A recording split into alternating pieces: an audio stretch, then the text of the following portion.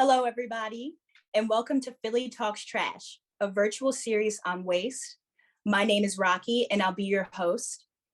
Tonight's program will focus on fugitive waste, also known as litter and dumping. Like many of you, Philadelphia is my home, and we should hold every intention on keeping it beautiful. In the wise words of our former First Lady, Miss Lady Bird Johnson, though the word beautification makes the concept sound merely cosmetic, it involves so much more.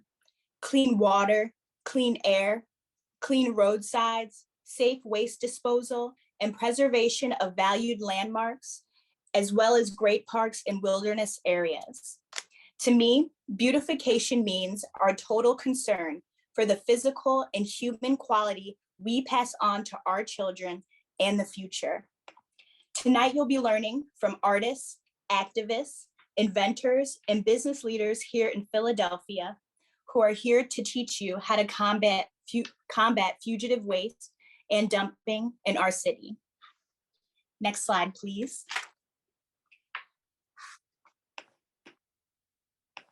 Can we move to the next slide, please? Throughout our presentation, we ask that you keep these 3 points in mind. How do we make the shift to reduce our waste, replace our throwaway culture, and to help slow climate change? Next slide, please. This is our 7th presentation in the Philly Talks Trash series, and our last one until the fall. This series would not have been possible without the collaboration of the Philadelphia Neighborhood Networks and the Plastic Reduction Task Force at Weaver's Way Co-op. Thank you to everyone who has joined us since January, and please stick around to the end of our presentation for further announcements. Next slide, please. So here's our agenda, so you can tag along with us. We'll first be hearing a presentation from Sherry Hirsch, the Director of Environmental Justice at Philadelphia Mural Arts. Unfortunately, Tia Tynes, our second speaker, couldn't be with us tonight, but we are holding her with us. Followed by Sherry's presentation, we'll hear from our 2 panelists, Mr. Alan Burns of Burns Recycling and Maurice Jones at PAR Recycling. Followed by that, we'll follow up with a discussion and a Q&A. If you have any questions throughout the presentation or while a panelist or a speaker is presenting, please aim your questions to the top right corner of your screen to the chat box, and we'll address them at the end of the presentation. Next slide, please. So our first speaker is Shari Hirsch, the Director of Environmental Justice at Mural Arts. Shari is an environmental activist and artist, and organizes and facilitates art projects and processes in the public sphere that convene people of diverse backgrounds and disciplines to mobilize for and enact environmental justice. Shari started Trash Academy with a group of artists, activists, and neighbors through a conversation in a vacant lot in South Philly during the Playgrounds for Useful Knowledge project. Shari, we're really happy to have you here with us tonight. Can you please start your presentation?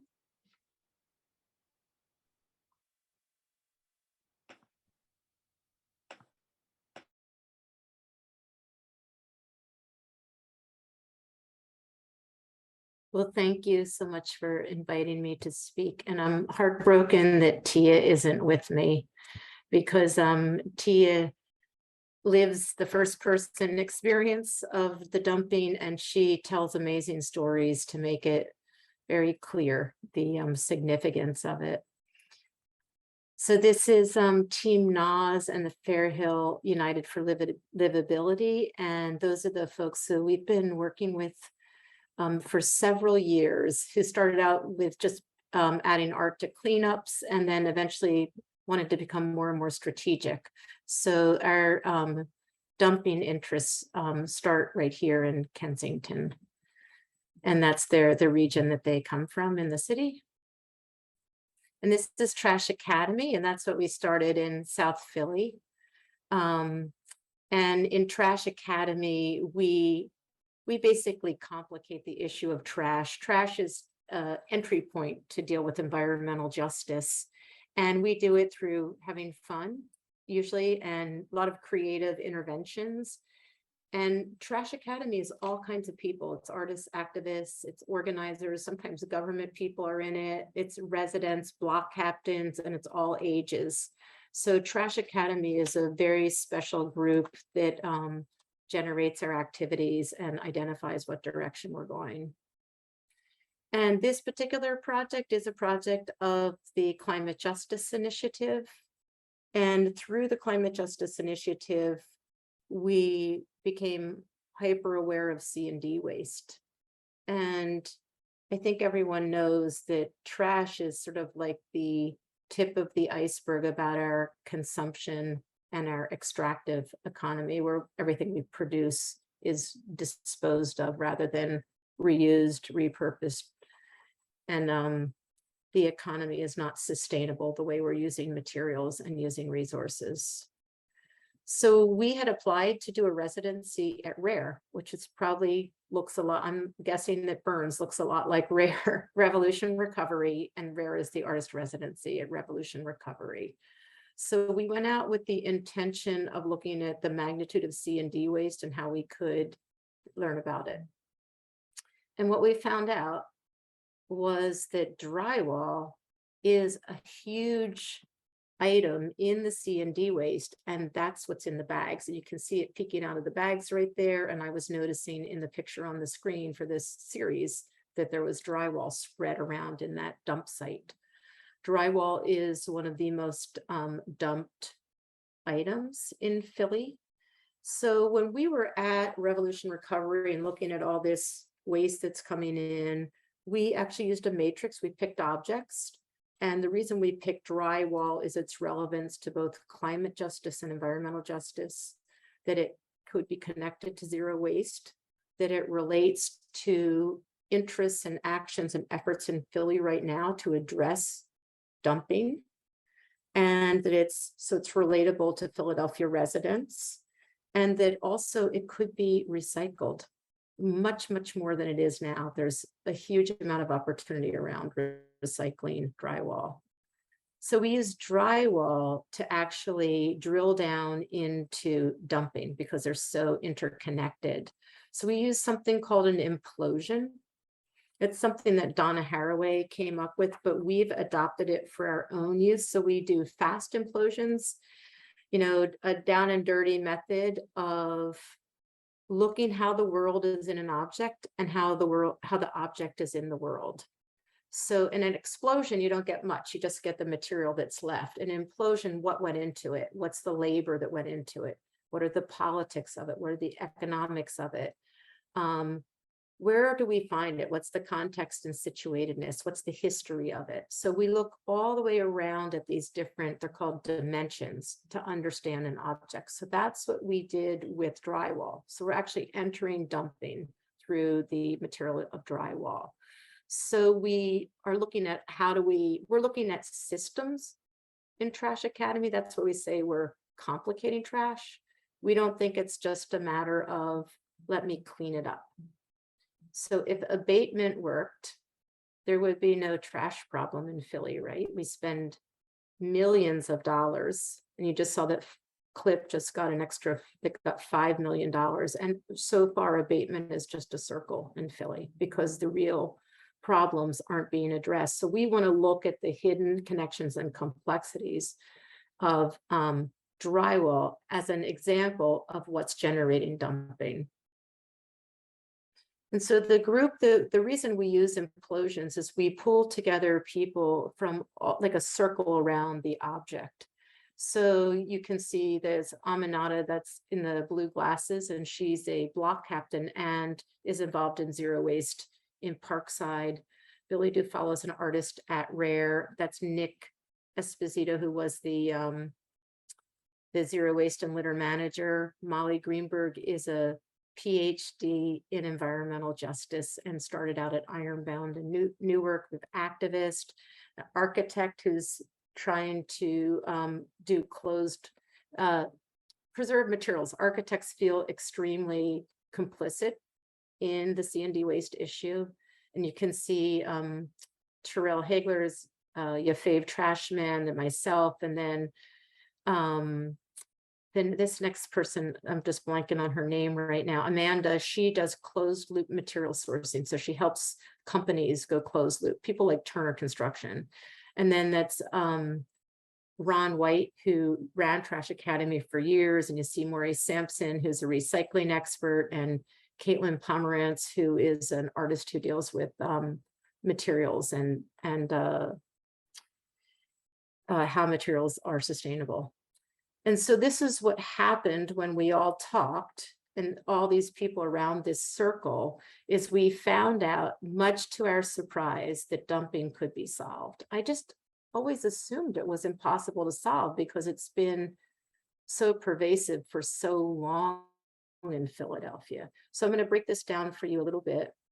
And I just want to start to tell you that where is dumped. I'm sure you have observed it, but we laid the redlining map on top of the litter index. Red on the litter index indicates where they had to use heavy machinery to pick it up. So those are dump sites.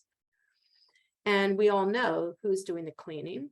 You know, the CDCs are doing cleaning, CLIP is doing the cleaning, and block captains. And it's a significantly unjust burden who it goes to. And these are already when you look at redlining, you have multiple burdens on people. So I think I probably have to go somewhat faster so that I'll try to go through this fast. The material itself is a natural material. Sometimes it comes from coal plants. That's actually going to decrease. And I want you to note that there's 21 million tons of drywall produced a year. So one thing that's happening in the drywall is to make it to market it, they add materials into it. Mold resistant, water resistant, fire resistant, improved acoustics. So whenever they put all this stuff in it, it actually makes it not recyclable. And there was a time period that they put asbestos in it. So they actually have the largest trust for asbestos related health hazards because it affected everybody. So, and there was also contaminated Chinese drywall. So recycling it there are some factors that make it a little more complicated. So let's look at what happens with drywall compared to plaster. So like in Hurricane Katrina in New Orleans, the plaster was able to dry and be okay, and the drywall gets mold and has to be removed. But look at the price difference. So $1 to $3 a square foot versus $2 to $10. So you could actually say how inexpensive the material has a good side of making housing affordable, and has a dark side, which is it's super cheap to use this this material that's not being recycled and not lasting as long. So you could say that, and in residential, where they're tend to be not union, they can make as low as $34,000 a year. The union folks in the more commercial building tend to do much better than that. But it's a cheap material, cheap labor. So it actually is inexpensive to demo a building instead of restoring the building. So there's no incentive to use less. It's actually easy to use a lot. So it's on all kinds of job sites, whether it's building, small construction, large construction, or demo. And then this is the part where I'm dying to hear from Burns about this, but our understanding and our research showed that the tipping fee, which at the time we made this was $100, is the same, whether you have a tiny load, like you're in a little pickup truck, or whether you're in a big truck and you can actually use the 1,000 pounds of weight, and so it's cost effective. And we also found out that the large haulers are regulated, and they're regulated by the state, but the small haulers, the little pickup trucks, the vans, the box trucks, they have to have a commercial activity license, but they don't have to have a hauling license. And so they also can't take it to the convenience centers. They can't take it right into the municipal waste system because they are commercial. And so where are they taking it? Like, it's not cost effective to take it to Burns or Revolution Recovery, and they can't take it to the convenience centers. So this to us seemed like a significant problem, possibly contributing to the illegal dumping. So it was a pretty aha moment for us when we found this out. We're like, what? How can this be? And so we also know that Philly has more construction and demolition waste than most large cities. It's so much that it would, we have to read this. It's like Gamar loves this. Gamar made this. A lot of people were involved in this. So I'm telling everyone's story right now, that the C&D waste produced in Philly that was, captured by the municipal system in 2018 would have covered half of FDR Park at the height of a story building. And we also think that most people think that it's cheaper to just dispose of it rather than recycle it, but it's actually not true. I think there's a pretty significant problems with the recycling market, which I'm also dying to hear about.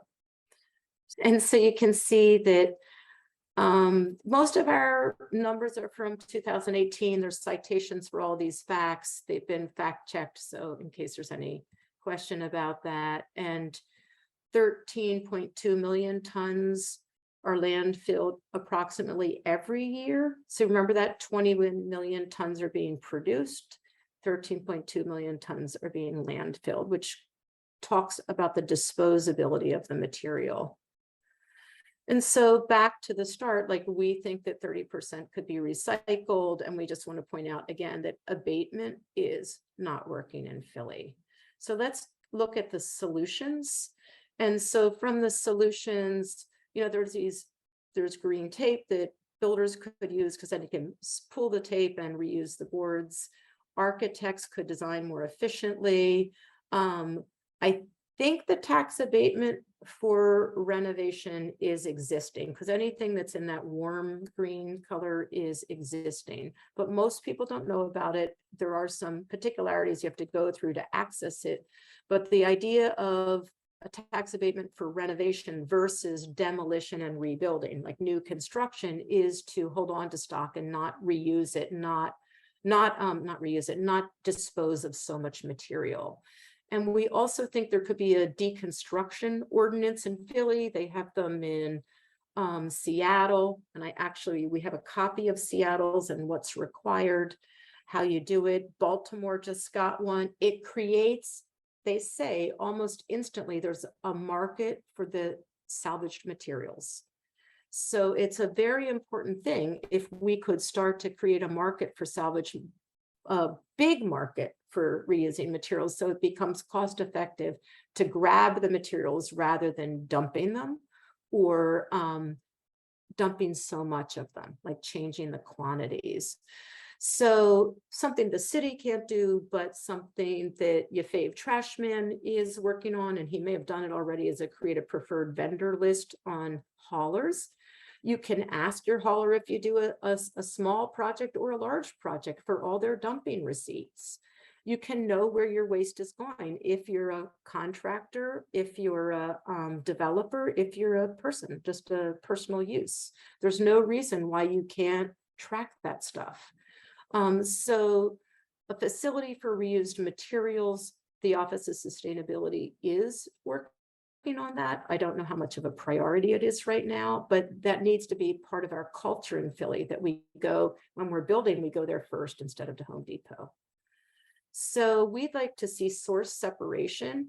And we know from the research that Amanda Kaminsky has done and proved, and she once again worked with Turner Construction about how to do this on a huge site, is that if you have two laborers going through and sweeping up all the stuff and putting it in those little carts, they could actually have the first guy go through and capture all the drywall and the second person go through and do the sweeping. It's actually the same amount of labor.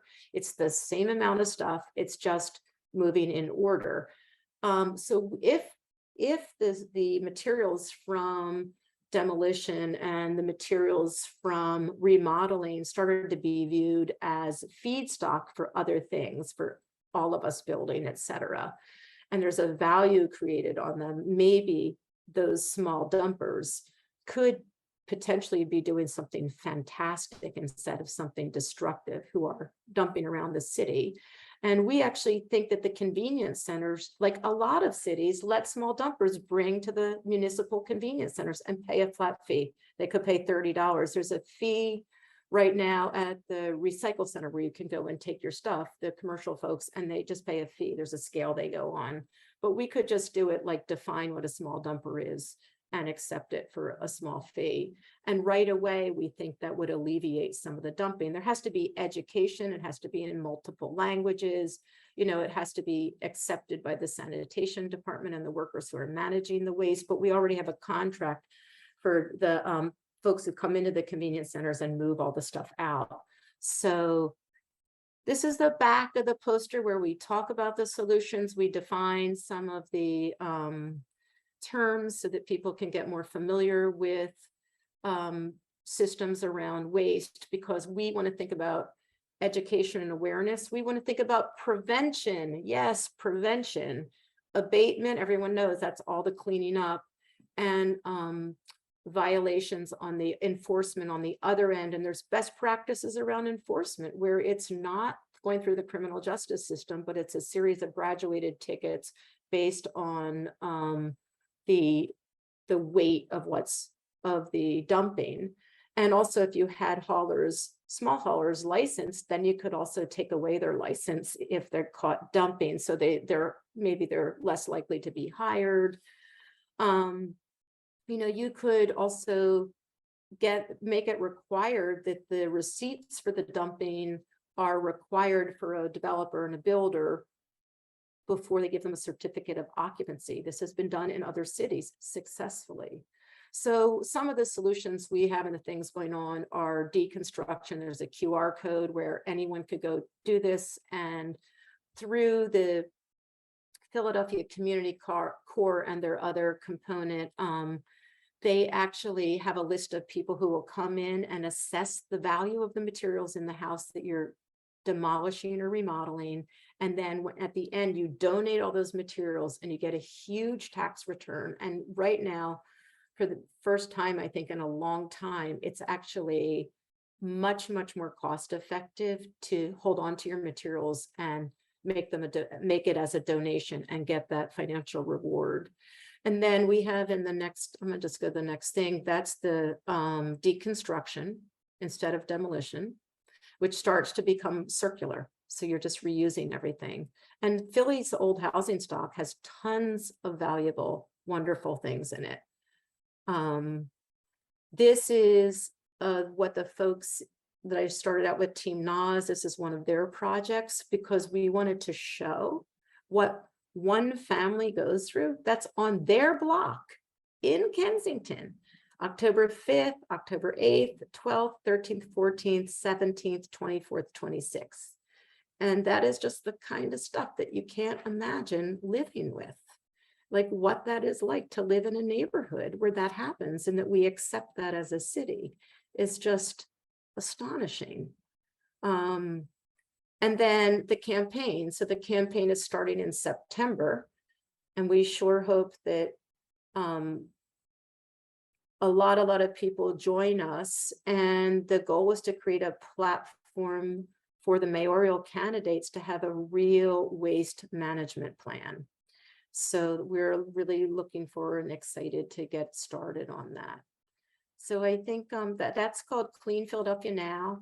And we're on Trash Academy's, if you just go to Trash Academy's website, there's a QR code for a survey. So you can just get your name on the list that you'll hear about the campaign. You'll get notified about everything. But that page will be built out by September for the campaign.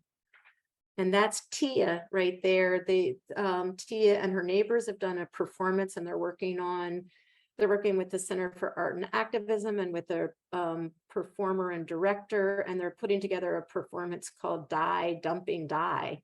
So we're hoping to get a lot of people involved in taking action around dumping, because it's so problematic on so many levels, you know, in terms of climate change and consumption, in terms of the livability of neighborhoods, the labor, the unjust labor, and 701. So I'd like to tell you about the unjust labor, but I'll leave it for another time. So thank you. Wow, thank you, Shari. That was a really informative and engaging presentation. There are a couple questions for you in the chat that we'll hold until the Q&A. I will now introduce our first panelist, Alan Burns. Karen, can you share Alan's slide? Alan is the president of Richard S. Burns and Company. Alan was born and raised in Philadelphia. He is a second-generation business owner and has been involved in all aspects of Burns Company for over 40 years. He holds multiple patents on various equipment designs, systems, and processes. Alan, thank you for being here tonight. Thank you, everybody. I'm Alan Burns. I'm the president of Richard S. Burns and Company. We are a family-owned construction material recycling facility. We started in the early 80s, primarily to cater to smaller vehicles and contractors. Then we noticed a lot of material going to the landfill. At that time, landfills were expensive.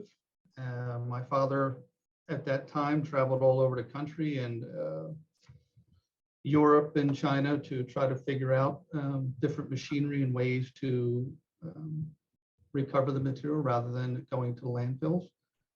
And there was nothing out there in the United States. There was some stuff in Europe. So my father adopted a tomato conveyor that he found and started sorting material out that way. We later found an alfalfa grinder and modified it to grind wood, and we just instituted a lot of engineering changes to some equipment that was out there to get it to do what we needed it to do to recover the materials that we were seeking to recover from the waste stream. Over the years, we started a facility, and we had a rag and junk shop that we had purchased in 1979. We did paper drives, can drives, aluminum cans, things like that. And then in the back of our facility, we started recycling wood is the biggest thing that we started to recycle at the beginning, and cardboard. And we ran into a quality issue. So we had to take great care because we're competing against virgin products. So we were making boiler fuels and mulches and competing with new products. So that was a bit of a challenge. So early on, the integrity of the material when you're recycling and your contamination rate has a great impact on the success of your recycling efforts. So everything that leaves our facility has a minimal contamination rate, I would say 1 to 2%. Generally in the industry, like cardboard, there's 20%. Iron, probably closer to 30%. So we do a very good job with that, and it's through instituting engineering controls. Now, over the years, we've tried to get more into the commercial, bigger construction, which we've done a pretty good job at with our dumpsters. And then we also were able to grow into the smaller drop-off areas, right? So we, in the beginning, probably were handling probably about 30 small trucks a day. We're somewhere around 250 to 300 small haulers a day that come into our facility. Our facility processes probably about seasonally, depending on 500 to 800 tons per day of material. And those conveyor lines that we put up, we noticed that after you get above a certain tonnage, it's very difficult to manage the quality of the material. So we came up with an innovative way to harvest the material basically on the ground right off the back of the truck. So as you can imagine, plasterboard is, that you had mentioned, is a very difficult material to handle. Every time you touch it or move it around or double handle it, it breaks into smaller and smaller pieces. Once it gets down to a 2 or 3 inch piece, labor is, it's just, you can't do it. I mean, it's just cost prohibitive when it gets down to such a smaller piece. We have probably 35 guys that are on the ground that are sorting material out. And the cleaner material that we can get them to, the higher our recovery rate is. So as the material in our facility, we operate very differently than any other facility that I've seen. We harvest the material right off the ground, right off the back of the truck. We don't move the material before it's segregated to reduce the contamination. And then we have a lot of custom machinery to process the material to help reduce contamination.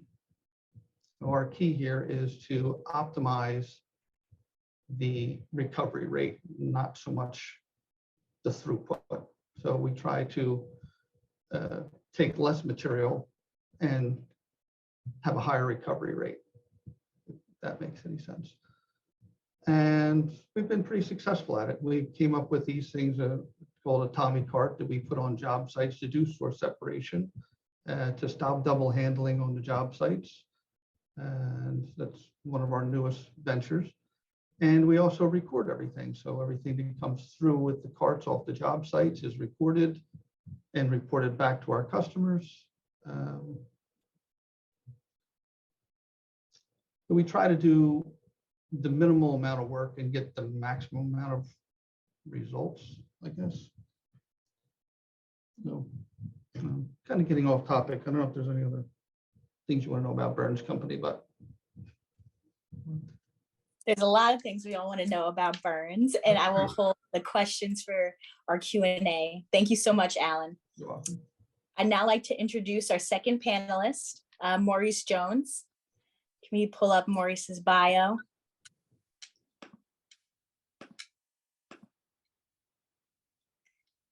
Maurice co-founded People Advancing Reintegration Recycle Works in 2016.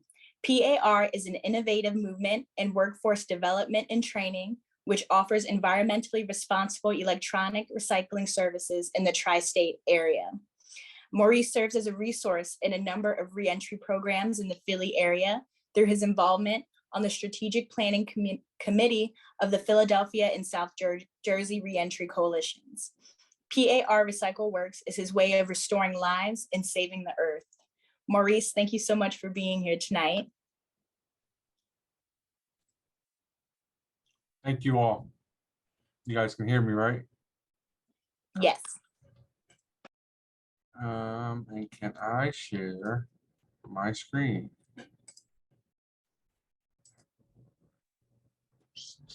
Let's see. You should be able to. You're listed as a host.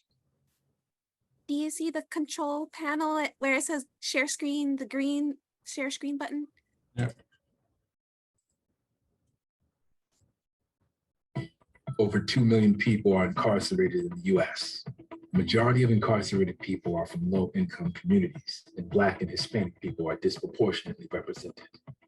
Often the loss of freedoms, jobs, property, relationships, housing, and even family ties can contribute to a loss of identity and feelings of powerlessness. People who return home from prison face enormous obstacles to rejoining their communities. One major obstacle is unemployment. The unemployment rate among returning citizens is 9 times higher than the wider US population. A criminal record can lead to being overlooked by employers, yet the lack of employment is the single largest factor for recidivism. People Advancing Reintegration is helping to solve this problem. PAR provides jobs, job training, and reentry support to returning citizens. We guide employees one step at a time to successfully rebuild a better life after prison. PAR offers transitional jobs, 6 to 9 months on average, through our nonprofit electronics recycling business, PAR Recycle Works. 100% of PAR's employees are returning citizens, of which 65% go on to permanent jobs with area employers. PAR Recycle Works electronics recycling business is the economic engine for our employment social enterprise, both serving returning citizens and providing environmentally responsible e-waste recycling to our communities and supply partners. PAR's e-waste supply partners include over 125 companies, institutions, faith-based organizations, and governmental entities. During the past 6 years, over 100 people have been employed at PAR. We had a direct impact on employment of Philadelphia's Black and Brown communities by providing jobs, training, and a bridge to permanent employment. Only 5% of PAR graduates have returned to prison. That is 90% below the national recidivism rate of 67%. Now in its 6th year, PAR Recycle Works is at the tipping point of growth, striving toward achieving critical scale of our business operations. By increasing our e-recycle inventory intake capacity, we increase our impact and our capacity to employ and train more people. By employing and training more people, PAR can provide a very compelling pipeline of capable, talented workers to area employers. How can you help? Consider partnering with us in one of 3 ways. Most importantly, supply partnerships provide an ongoing supply of e-recyclables through community events, corporate supply partnerships, and individuals or groups. Supply intake is the lifeblood of PAR's business. Job partnerships or placement programs provide PAR graduates with essential permanent jobs. Philanthropy partnerships provide critical funding of PAR's mission through individual gifts or grants from charitable organizations. Please consider partnering with us. Find out more at par-recycleworks.org.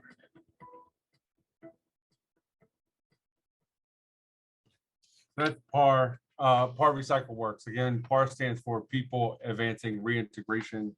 We are a nonprofit whose mission is to reduce recidivism, which is the pipeline that individuals face and the revolving door that people face going in and out of prison.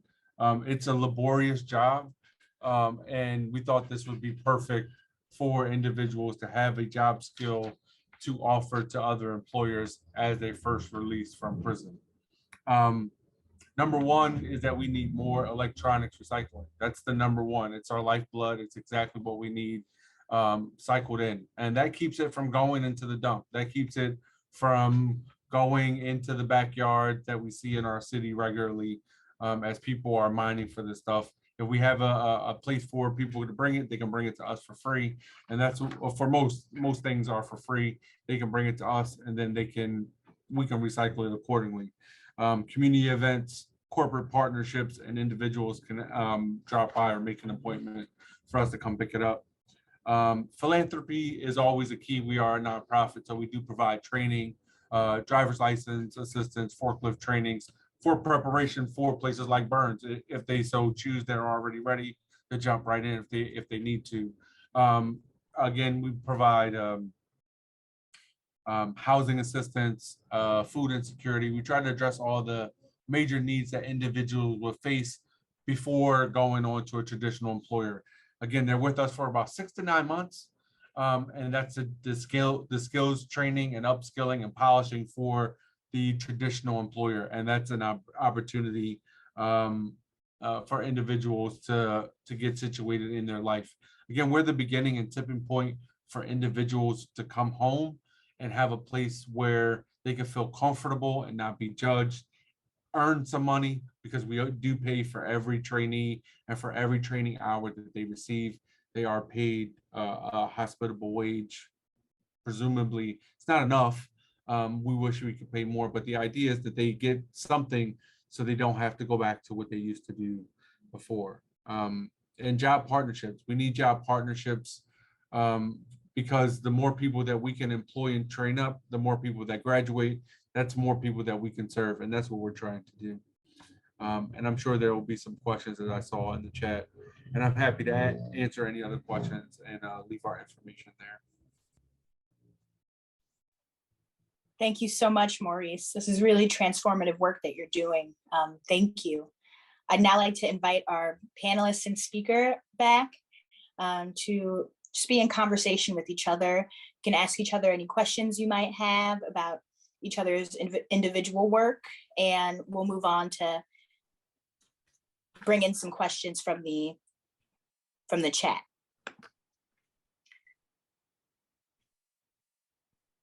You know, I have questions for Alan. Alan, I was so excited to hear. I didn't know that small haulers came to you. That's great information for me. How small, and are they still paying the tipping fee for 1 ton, or is it like, do you weigh it and make it? How's the fee for small haulers that come to you? There's a question.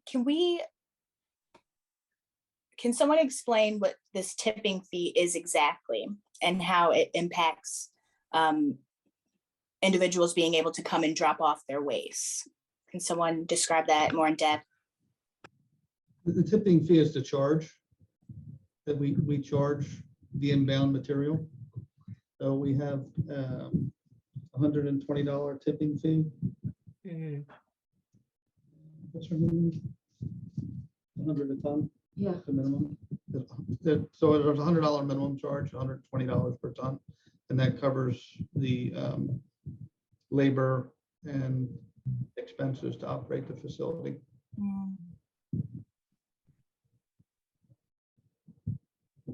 Thank you. And Shari, I'm not sure if that answered your question, but It did, and I was pausing over it because Alan, I have a story. It's not exactly the story I'd like to have, but I did fill my Prius with debris, but it wasn't all drywall or anything like that. And we took it to Fairmount Park because it was from the yard. It was like cutting out a tree pieces and all that. And it only weighed, oh my God, it weighed so little. I can't even remember what it weighed, but it was definitely less. It was like 80 pounds. And so I think the magnitude of 1,000 pounds, I guess if you're taking concrete, you're going to reach 1,000 pounds easily.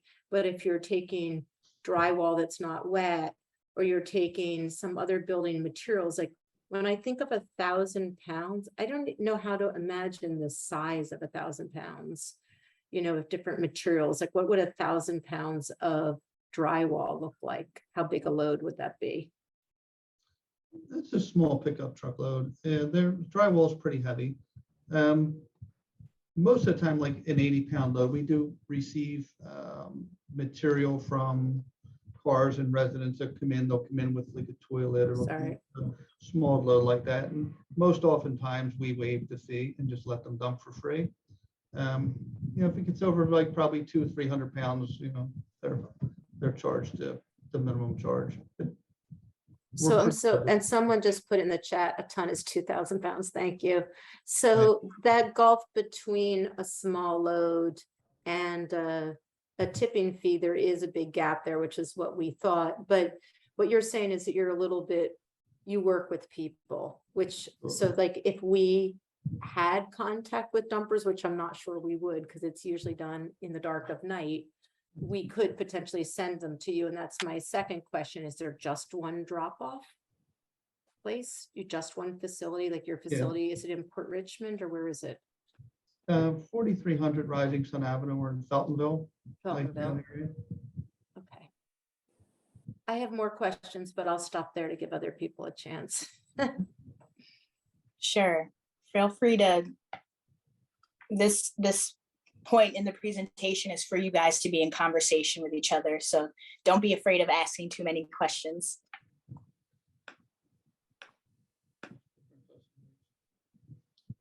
So we have a question from the chat for Alan. Can you walk us through the process of what happens to the material from when a truck comes to your facility to where and what happens to the material getting separated and either being recycled or disposed? How do you deal with contaminated materials? We have scales, so we come in to our facility, you go over a scale, you get weighed in, you'll get a gross weight, which is the for the total weight of your vehicle. The vehicle is directed to a tipping area. The vehicle unloads the material onto a concrete platform, which is called a tipping floor. And after you unload your material, you'll go back onto an outbound scale. And then we determine the difference between your inbound weight and your outbound weight. And that tells us how much material you threw off. And then we charge per ton for the material that was discarded. Then the separating begins. We have these carts that we move around the yard, and depending on what the composition of the material was, so if it's plasterboard, wood, cardboard, iron, plastics, papers, non-ferrous metals, whatever's in the load, they'll bring different carts over, and we'll load the material into the carts and take them to a processing area and prepare them for end users. Wow. And Alan, regarding Shari's presentation, what did you see that may be different from your experience? Well, she put a lot of emphasis on plasterboard, as we do here. We probably pull a little over 80 ton of plasterboard a day out of our inbound materials. So it's pretty simple for us to take the material once we receive it on the ground, the way that we do things to recover complicated materials like that. Mm-hmm. But yeah, we do a pretty good job. I would say probably 80%, maybe even 90% of the material. So what happens is the demolition contractors damage the material so much, it's very difficult sometimes to recover it. So once the plasterboard gets down into a powder in small pieces, it's difficult to pull it without contaminating the product that we're sending to the end user. We'll send this material to a company in Lancaster that makes fertilizer, and he's very strict on material. He does not want contamination. So we have to be very careful about that. And so I think we're probably around 80% of the material that comes in does get recovered. Yes. And this is a question for you, Maurice, from the chat. What type of electronics do you take, and what electronics do you not take? Pretty much anything with a cord. So anything with a cord has some type of value to us. And so we take pretty much anything with a cord. And then I did see another question in the chat. What happens to the material? So we segregate it, and then we take it apart to its non-ferrous metal, whatever it may be composed of. The cords are copper, down to aluminum and the gold, etc. that's in the material that we're receiving. And then we sell it to the scrapyard, and that's what produces revenue for us. And this question can be answered by Maurice and Alan. What are some effective ways that you educate your clients? Are there any sources for education for people who drop off their recycling to you and the public?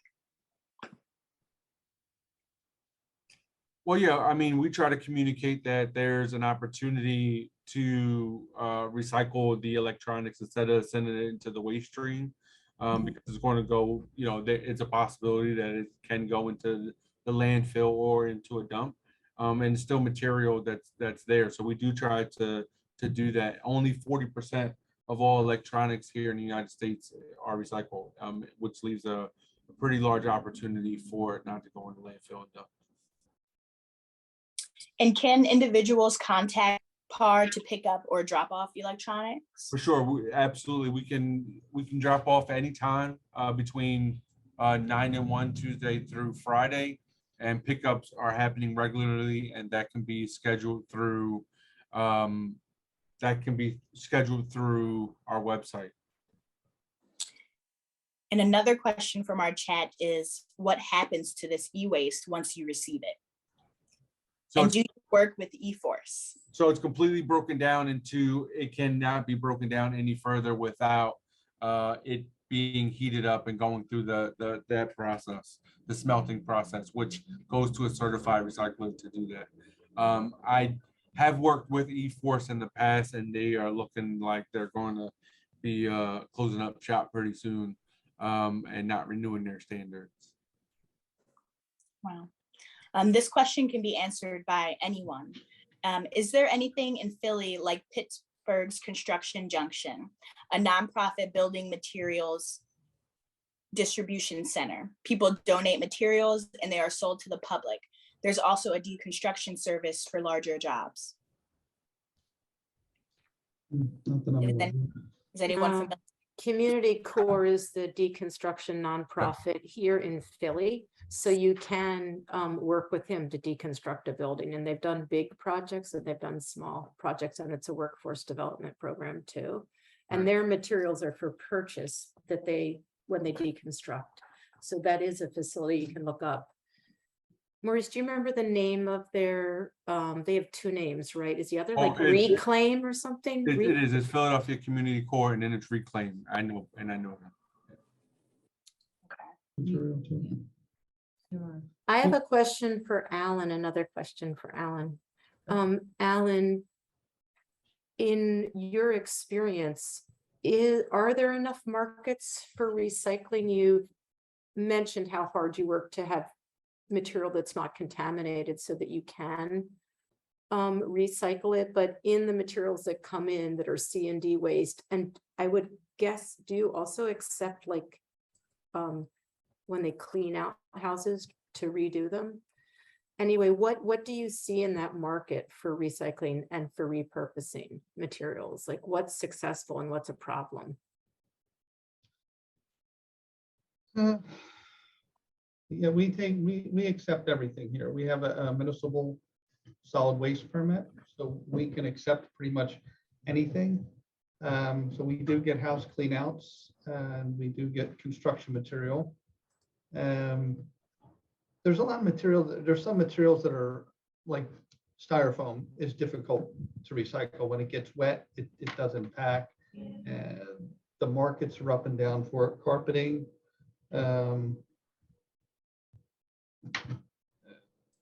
What else? We do recycle a good amount of carpet padding. I think we do probably about 20 ton of carpet padding a month, but carpeting itself is complicated.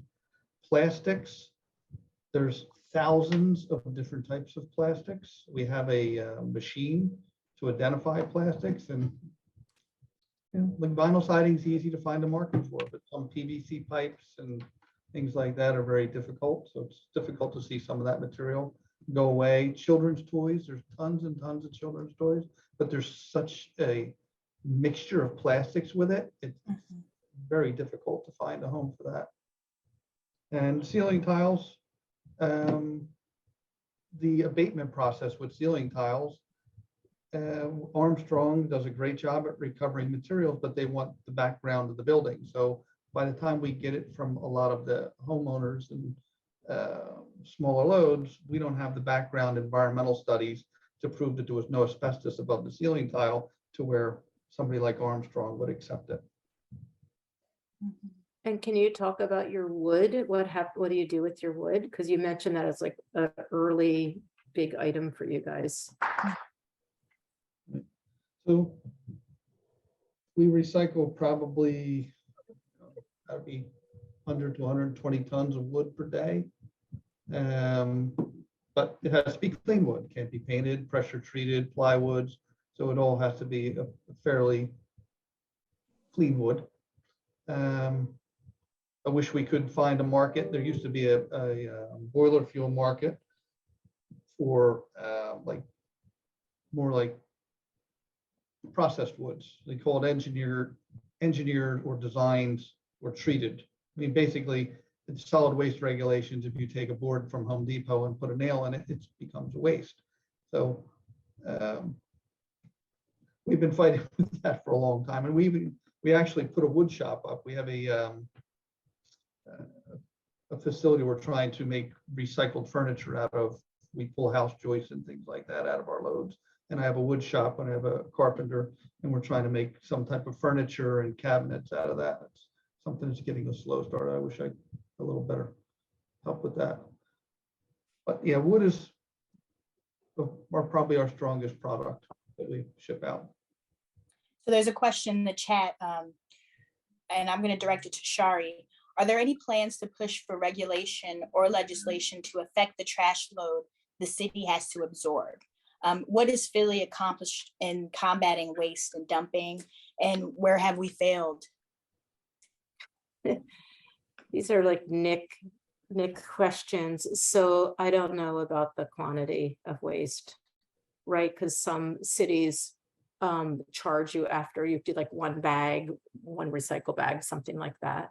So I'm not aware of anything in the works around that. And then what have we done? There is some success. The litter index is like a huge success, like counting the waste has transformed the conversation, right? And I think for a time we were doing better on a lot of this and not so good now, but there's some good things, like, right, like I didn't know about Parle, I've heard about you, but you can call receiver and they can come pick up clothing, so that the clothing they're trying to quantify right now, there's a big initiative in the city around food waste and around clothing. They've gotten grants to work with that because there's some 30% of our waste in Philly is organics. So there's that test site around composting, but I think Maurice was talking about other things. So what we think people should do right now is join our campaign so that we can push the city to make real change around the amount of waste that is on our streets and that we're handling, and that we're also incinerating in Chester and putting in our landfill. So we want to reduce our waste. So we really want everyone to join the campaign and become more informed and actually get a real waste management plan that's effective and that, encourages us to live to consume more responsibly and to recycle, reuse, repurpose, and do all those things that we should all be doing to change, to impact climate change and environmental justice, environmental consequences here in Philly. Shari, in what ways can we demand action from leadership? Do you feel like leadership is lacking? Who do we contact on like a municipal level to relay our grievances with the trash and dumping crisis here in Philly? They should come to our campaign so that we all go together and we say, darn it, this has to change. And who are we talking to? Are we talking to city council? We have, yes, but we should make it the platform for the next mayor should take this on. And we have friends. We have a lot of friends in city council. Like we have, I think, Catherine Gilmore Richardson and Jamie Gautier and Kendra Brooks. They're our friends. They're people who want to make a difference. Helen Gim, but you have to look at the whole system. You can't just abatement. It doesn't change anything. So we need to have education and awareness. We need to have prevention. We need to look at the holes in the system and make a change. Absolutely. And this Alan, you had a question. I want to, Sherry, you brought up clothing. I did a tour of the Goodwill facility in New Jersey, and it's an amazing facility. They do something similar to what we do here when they accept donations and they separate everything. But I mean, the clothing, pots, pans, toys, the stuff that they recover over there, it's an amazing facility.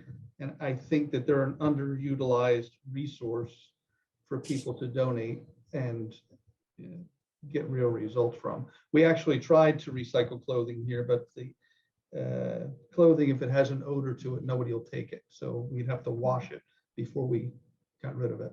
So there's back into the market. There's a working group in Philly working on clothing, and it's circular. Philly has a textile group, and what they want to get here is, the machine that shreds it and makes it into shoddy. So it has to be like what's happening in your facility, Alan. It has to be like 100% cotton. It can't have the plastics mixed in. Right.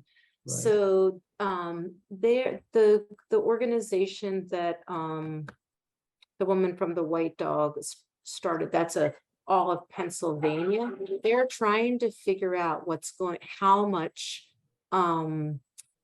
textiles is actually being disposed of, because you have industry, right? The off cuttings, we have fab scrap here now. You have the sending all this stuff to the Goodwills and the thrift stores and all that. And then there's all the stuff that's just going into the landfill. So they're trying to quantify the amount of fiber waste there is in Philadelphia and to start to look at solutions and how we can have textile recycling.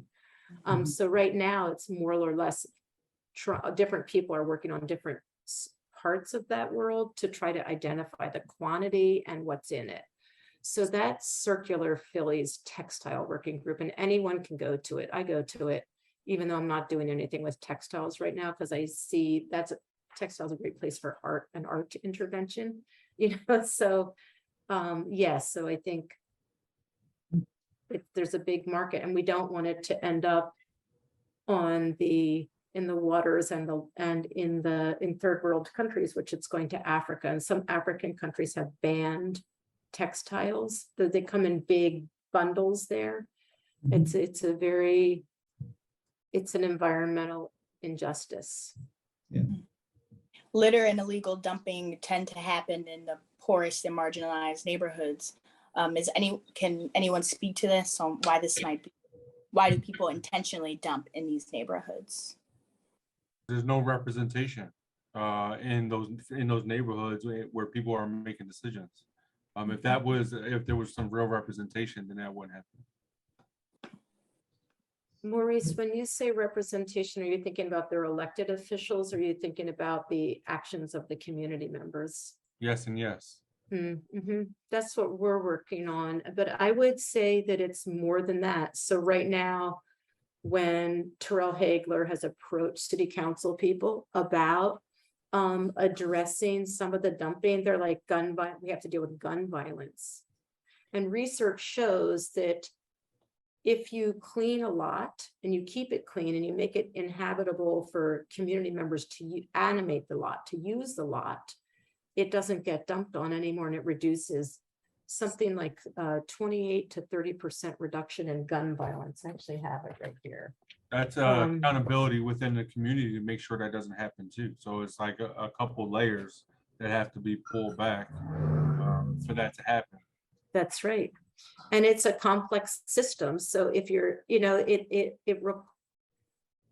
it's not just about penalizing dumpers. It's a bigger system of investments that has to be made of where they can take the stuff it's complex. And possibly just creating greener models, right? The perfect circular product doesn't create waste in the first place. This is a question from the chat. They were told at one point that upholstered furniture would not be accepted at any of the Goodwill or similar places. Is this still true? And do you know where it can go for repurposing, reusing, and recycling?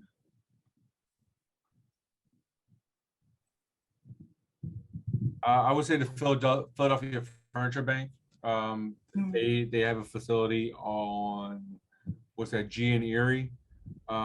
That will be one of the first places to go. They assist people that are facing housing insecurity and getting their first place in their first apartment or first house, and allow that to be repurposed. And this is a question. Sorry. Can I say something about it too? Also, Maurice put in the chat producer responsibility, and there is, like in Europe, they've been really successful with this. We've also found California has a lot of extended producer responsibility. And I think that goes back to the story of litter, where it was Coca-Cola, when they switched to plastic bottles, immediately knew there was a big problem with waste and did the whole litter thing, making it the consumer's responsibility. So extended producer responsibility is that those who are making it have to address how it's going to be recovered at the end of it, how it's going to be handled. So it's complex, but it's actually been put into place. Like carpets have that right now. There's in different states, And in Europe, like I said, they have that in place. So that is another way to start closing the loop on these things. Because if More- they have to do it, then they're going to keep it pure, right? They're not going to mix things, so then they're not recyclable. Maurice, a question for you is, how do you prevent heavy metal contamination during your electronic waste recycling? And also, if someone gives you a computer, can you wipe its hard drive? So yeah, we can wipe the hard drive, but we don't. We destroy it completely. So it goes through a degausser, which is an electronic magnet. It takes about 30 seconds to destroy it, to make it not usable. But then we take it a couple steps further. We drill a hole through it, and then we deconstruct it to take what's valuable off, which is the motherboard. And then we take that and then we shred the data center. We shred it. So we make sure the data is completely destroyed. And to make sure there's no heavy metal contamination, everything is segregated into its parts, and that's how it's received by the smelter. So everything is separated completely out from the aluminum, the copper, any of the PCB boards.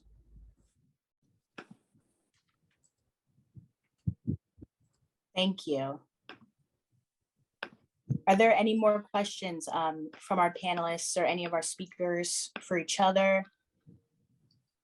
Any processes you want to shine a light on?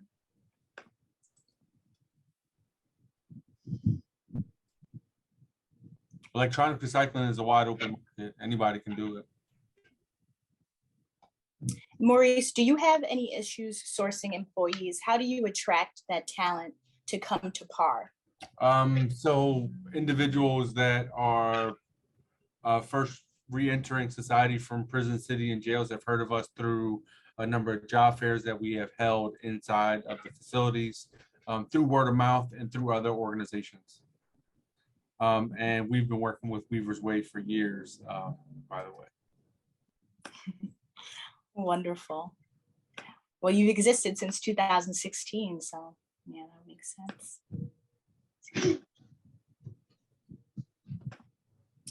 We offer training programs as well. And we bring entry-level people in. We try to teach them machinery. They can also move into our maintenance and welding, machine shop, wood shops, and get further trained as they go along. It's part of their economic sustainability as well as the environmental sustainability.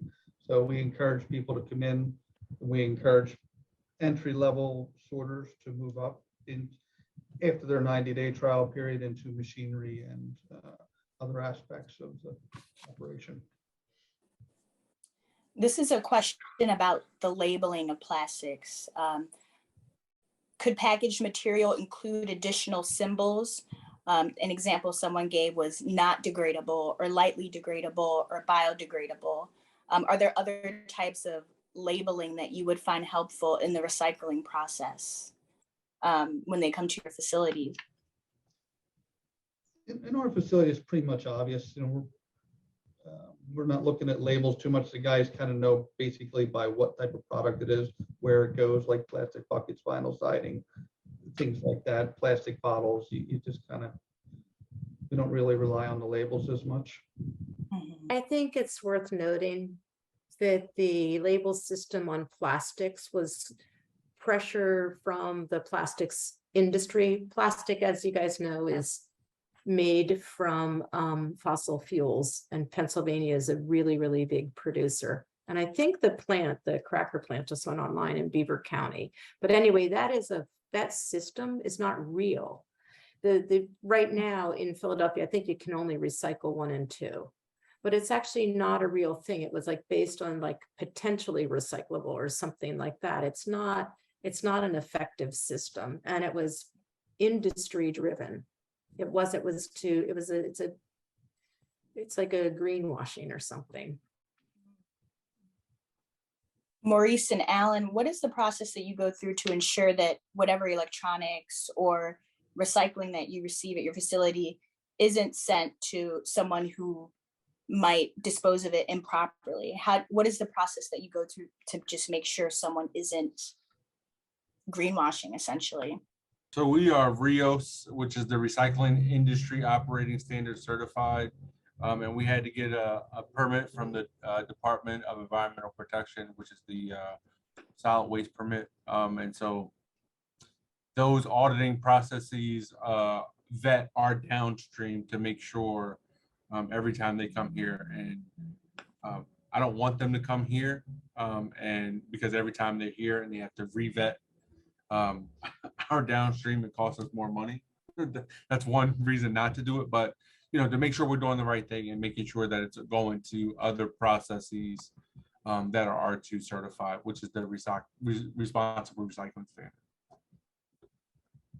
We visit all our facilities, any partners that we have for end use. We're frequently visiting their facilities and touring their facilities to ensure that they are doing what we expect them to do. And are a lot of these facilities local? Do you strive to send your materials to local businesses? We tend to deal with the same, we have long-term relationships that, iron yards and wood yards that we sell our materials to for over 20 years, the long-standing relationships. We don't really do too many exports. We maybe some non-ferrous metals we may export, but everything is pretty much on a local level because we don't want to truck things very far. But there's some places in Georgia that have a better process and we have a better relationship with. So I think it's about as far as we go. We do our best to cut transportation to a minimum. And Alan, is there any materials you receive that get used as fertilizer?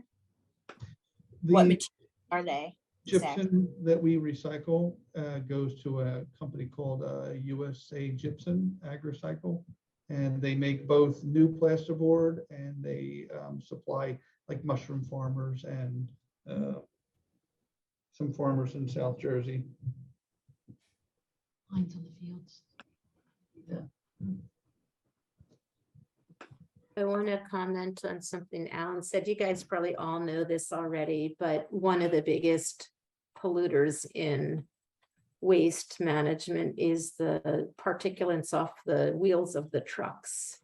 So it's really very, very good, besides the fossil fuel use, that things are not going far. It's much better, but really the particulates are a huge air pollution problem in Philly. And particularly like say down at 30th and Ellsworth where the MRF is, or, just in general, the movement causes a lot of problems.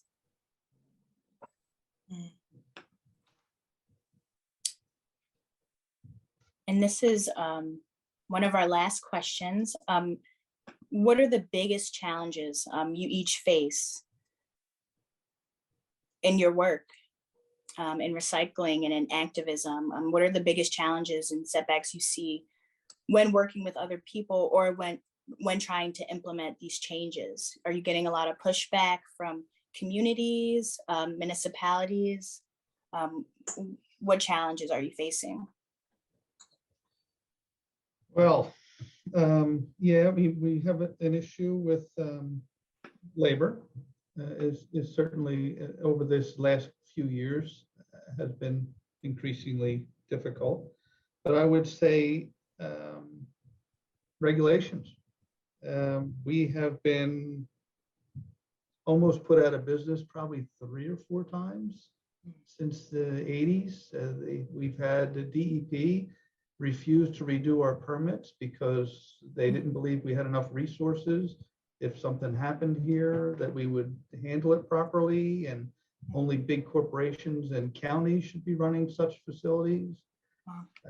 I've had an inspector from DEP come out and he's seen some pressure treated wood that my guys probably missed and went to my supplier and told my supplier he's not allowed to accept material from us anymore.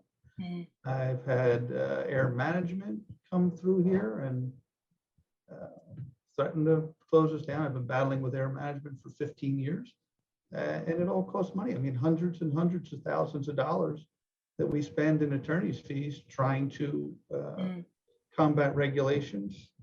So it kind of, we're going through this with Cleanfield now. There's going to be an issue with concrete.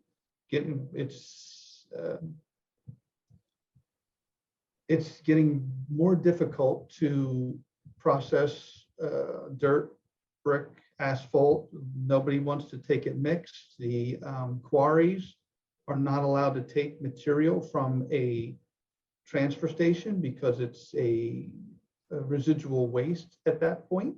So the quarries, you have to have a one-to-one relationship with the truck and where the material came from.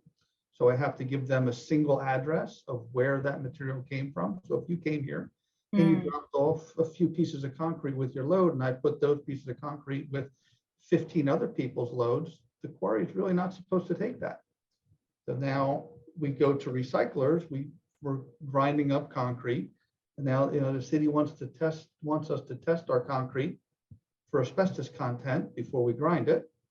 And that gets cost prohibitive and it's logistically hard to do.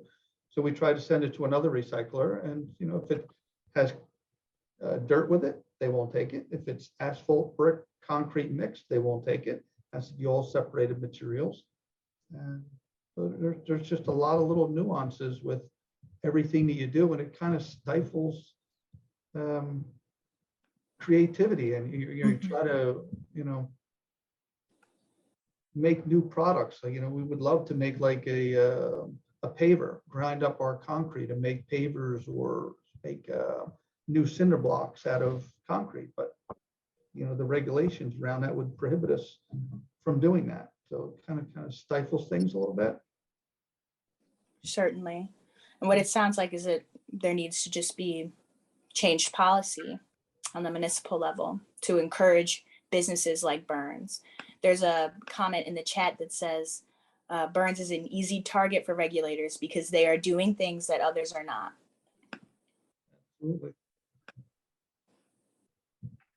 Shari, how about you? What kind of hurdles are you facing in your work?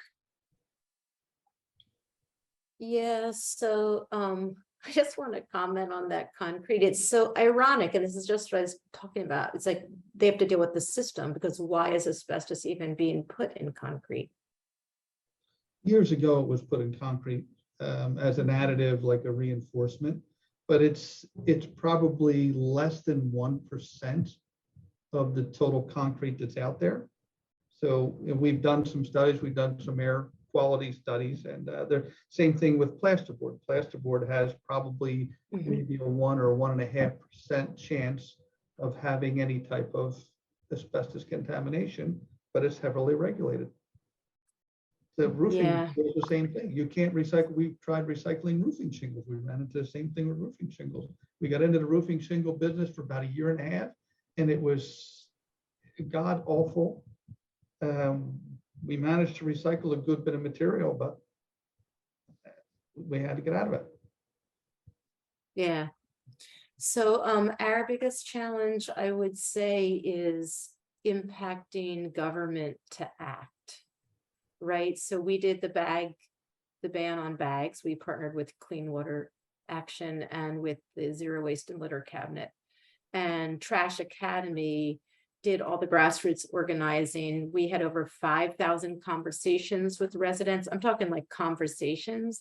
And that was really successful, and it passed, right? It had already been introduced 3 times, except then COVID came, and first they thought it was on the bags. And Maria Sanchez blocked the fee, and research shows you have to have the fee on the other bag that you could take. So that makes you, because no one even wants to pay like a nickel. So it actually helps people remember to develop the habit to bring the bag, right? And so it passed, but it's not as effective as it needs to be. So you can see the plastic bags disappearing. So I would say our elected officials, once we get through to them, it takes a lot of agreement among them and persistence to get regulation changed, to regulate, to get. So I think it's the, it's an uphill journey, what we've taken on right now, which is dumping. But I think it's it's actually getting change to happen, like systems thinking. It's the whole loop. And that is really thinking ultimately about climate change, and that Philly could be a fantastic city to be in during climate change.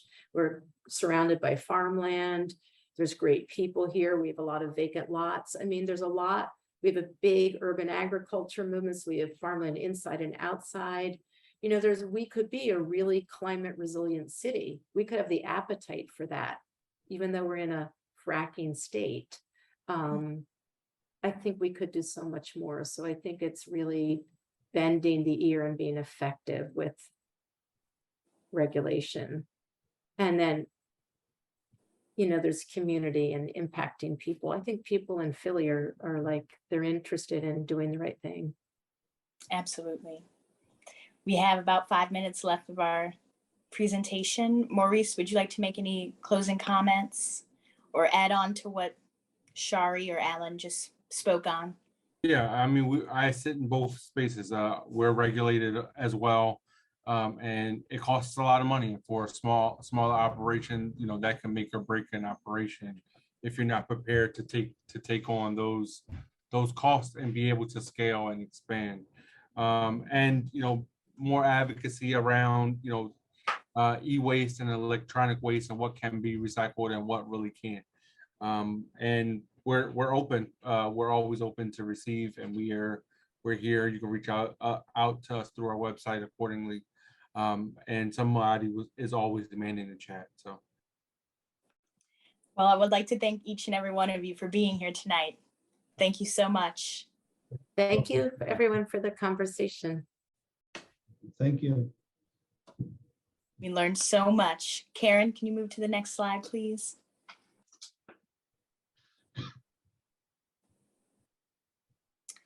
Thank you for attending, everyone. This was the last series of a 7-part series on Philly Talks Trash. We plan to come back in the fall, so stay tuned. If you'd like to hear about any updates, you can follow us, or you can follow the Plastic Reduction Task Force on Facebook, and also the Philadelphia Neighborhood Networks at phillynn.com. If you have any feedback about the program or any questions about resources, you can send us an email at wastereductionphil@gmail.com. Thank you again. Elaine, can you stop recording, please?